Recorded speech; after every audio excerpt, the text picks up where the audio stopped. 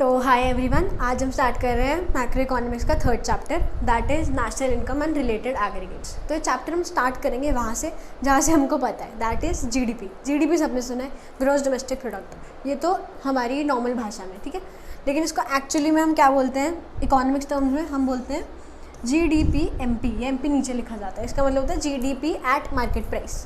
अब ये तो वन ऑफ द एग्रीगेट्स हो गए, चैप्टर एग्रीगेट्स का है ना, तो one of the major aggregate ये है। इसी से हम डिराइव करते हैं 8 और एग्रीगेट्स। कैसे? ग्रोस का उल्टा हो जाएगा नेट, डोमेस्टिक का उल्टा हो जाएगा नेशनल, प्रोडक्ट तो सेम ही रहेगा, एंड एमपी मार्केट प्राइस का हम उल्टा लिखते हैं फैक्टर कॉस्ट। ठीक है, अब ये हमारा है बिगर कंसेप्ट। ऐसे बुक्स में नहीं लिखा है, ये मेरे समझाने का वे है। ये भी मैं आपको बताऊंगी क्यों, क्योंकि चैप्टर है कन्वर्जन पे बेस्ड। इन 8 एग्रीगेट्स में आपको बोल देंगे एक दूसरे को एक दूसरे में कन्वर्ट करो, ठीक है। अच्छा, 8 एग्रीगेट्स बने भी कैसे? ये तो एक हो गया, ये दूसरा हो गया। बाकी जीडीपी एट एफसी बना लो, एनएनपी एट एमपी बना लो, जीएनपी एट एमपी बना लो, फिर एनडीपी एट एफसी कर लो। तो ऐसे करके 8 एग्रीगेट्स बन जाते हैं। वो तो अलग केस, बस उसको कन्वर्जन है चैप्टर का मेन टॉपिक। अब ये बिग कंसेप्ट, ये स्मॉल कंसेप्ट। क्यों? ये तो मैंने बोल दिया, लेकिन कुछ समझ भी तो आना चाहिए कि हमको याद कैसे रहेगा क्या बिग क्या स्मॉल। छोटा सा एग्जांपल है, अगर मैं आपसे पूछूं आपकी ग्रोस इनकम कितनी है, तो आप मेरे को सब कुछ इंक्लूड करके बताओगे कि मेरे को प्रोडक्ट बनाने में इतने एक्सपेंसेस लग गए, डेप्रिसिएशन में इतने एक्सपेंस हो गए, मेरे को एसेट खरीदने में इतने लग गए, उसके ट्रांसपोर्टेशन में इतने लग गए। तो ये हो गई आपकी ग्रोस इनकम। इसको पूरा बोलते हैं कि पूरा स्टार्ट से लेकर एंड तक आपको कितनी इनकम लगी, दैट इज़ ग्रोस इनकम। अब नेट इनकम में पूछूँ तो नेट इनकम में होता है कि आप सब कुछ माइनस कर देते हो, कि डेप्रिसिएशन माइनस कर दिया, इधर उधर के आलतू फालतू एक्सपेंसेस माइनस कर दिए, तो आपकी नेट इनकम। तो ग्रोस इसलिए हो गया बिगर कंसेप्ट, नेट हो गया उसका स्मॉल कंसेप्ट, कि वो ग्रोस का पार्ट है नेट। ठीक है, तो ये बिगर कंसेप्ट, ये स्मॉल कंसेप्ट। ठीक है, अब अगर मैं बिग और स्मॉल बोल रही हूँ तो बिग पे बड़ा एरो लगा दो, ठीक है, और ये स्मॉल है तो इस पर मैंने छोटे एरो लगा दिए। ठीक है, ये अभी आपको समझ में आएगा क्यों, ये क्यों किया मैंने। अब ये टर्म्स हमने सेकेंड चैप्टर में पढ़े हुए हैं, फिर भी फटाफट रिवाइज करते हैं। ग्रोस मतलब पूरा, नेट उसका एक छोटा पार्ट, डोमेस्टिक कि इंडिया की डोमेस्टिक टेरिटरी में, बाउंड्रीज़ में जो जो काम हो रहा है, जो जो इनकम बन रही है, वो सब इंडिया की है। ठीक है, नेशनल में हम वो भी इंक्लूड करते हैं कि अगर कोई बंदा बाहर रह रहा है, एनआरआई नॉन रेजिडेंट इंडियन है, बाहर काम कर रहा है लेकिन इंडिया में पैसे भेज रहा है अपनी फैमिली को, तो वो सब भी इसमें इंक्लूडेड होता है, इसलिए नेशनल बोल देते हैं। तो नेशनल इनकम हो गई वाली। एमपी होता है मार्केट प्राइस, कि अगर मैंने 5 रुपये का पेन बनाया, 10 रुपये में बेच दिया, तो वो 10 रुपये मार्केट प्राइस हो गया उस पर्टिकुलर गुड का।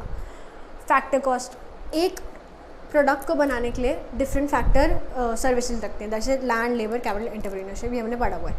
अब यही सबको जब हम इंक्लूड करते हैं कि जिसका कंट्रीब्यूशन लगा है एक प्रोडक्ट को बनाने में, वो सब एक्सपेंडिचर को हम इंक्लूड करते हैं फैक्टर कॉस्ट में, कि इस पेन को बनाने में मेरे को 5 रुपये लगे और 10 रुपये का मैंने बेचा, तो 5 रुपये फैक्टर कॉस्ट और 10 रुपये मार्केट प्राइस। ठीक है, अब क्वेश्चन आ जाते हैं कन्वर्जन पे, है ना, कि इसको इसमें कैसे कन्वर्ट करेंगे। बहुत सिंपल है, एक क्वेश्चन से समझ आ जाएगा। एक क्वेश्चन हम ले लेते हैं।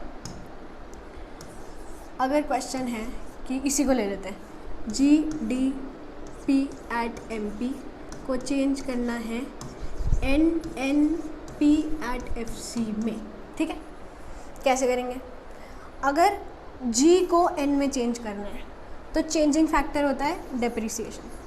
अभी आप बस सुनते चलो, एंड में सारा समझ में आ जाएगा। ठीक है, और डोमेस्टिक को नेशनल में चेंज करना है तो चेंजिंग फैक्टर हमारा आता है NFIA, net factor income from abroad, कि बाहर से कितनी इनकम इंडिया में आई, net factor income from abroad. Direct question में दे रखा होगा, ज़्यादा टेंशन नहीं लेनी इसके लिए। एमपी को एफसी में अगर चेंज करना है, एमपी को अगर एफसी में चेंज करना है तो चेंजिंग फैक्टर होता है नेट इनडायरेक्ट टैक्सेस। अब नेट मतलब पार्ट, तो इसको अगर वैसे कैलकुलेट करना है, अगर एनआईटी डायरेक्ट नहीं दे रखा, फिर कैसे कैलकुलेट करेंगे? तो हम करते हैं IT, that is indirect taxes minus subsidies. ठीक है, एनआईटी हो जाएगा इनडायरेक्ट टैक्सेस माइनस सब्सिडी। ये चेंजिंग फैक्टर है कि इसको इसमें कन्वर्ट करने के लिए कैसे करना है। अब सिंपल तरीका बहुत, जीडीपी एट एमपी को एनडीपी एट एफसी में चेंज करना है। जी हमको पता है बड़ा कंसेप्ट है, बड़ा एरो डाल दो। डी हमको पता है बड़ा कंसेप्ट है, बड़ा एरो डाल दो। एमपी हमको पता है बड़ा कंसेप्ट है, बड़ा एरो डाल दो। ठीक है, अब यहाँ जी को करना है एन में चेंज, है ना।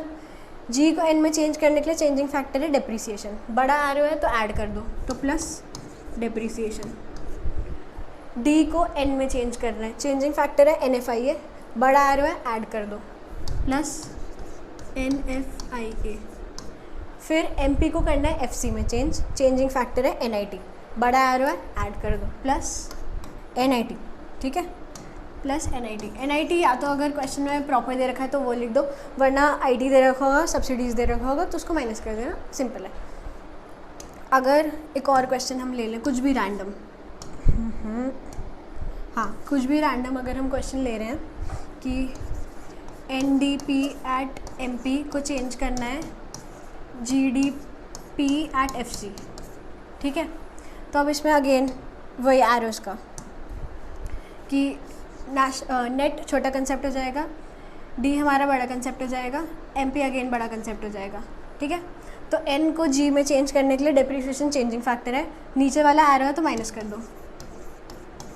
देन डी सेम है तो चेंज की ज़रूरत नहीं है। देन एम पी को एफ सी में चेंज करना है, बड़ा एरो है तो changing factor N I T है, तो एन आई टी ऐड हो जाएगा, या तो एन आई टी दे रखा होगा या फिर इनडायरेक्ट टैक्सेस माइनस सब्सिडीज़ करके हो जाएगा। तो पूरे चैप्टर में बस इतना ही है, सिर्फ कन्वर्जन के क्वेश्चन आएंगे एंड चैप्टर यहीं पर फिनिश होता है। Thank you.